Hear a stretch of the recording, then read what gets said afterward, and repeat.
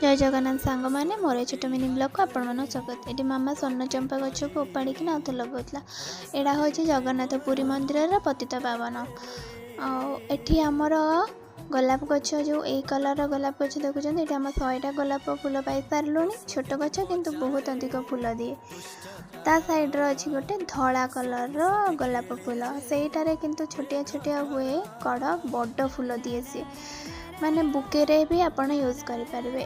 जगन्नाथ दर्शन कर दिंतु। ये जगन्नाथ को मु डेकोरेशन करके डिजाइन करी पूरा। आईटा देखो पिंक कलर सेबती फूल आउ साइड्रे अच्छी व्हाइट कलर आम लगे कि भल से फुटिन किंतु ए सेबती फूलटा ऑरेंज कलर बहुत। यहीटा हूँ देखो केते बड़ बड़ टमाटो होना आहरी भी एमती गछ अच्छी। ये मो मामा गोटे टप रे पुदीना पत्र और किछिटा शाग पोई डंक ये सब लगे तार चाष करते। यहाँ देसी धनिया पत्र आमर लगाई घरे बास्नाटा बहुत सुंदर हुए। ये मुझे सकाल ब्रेकफास्ट उपमा करी।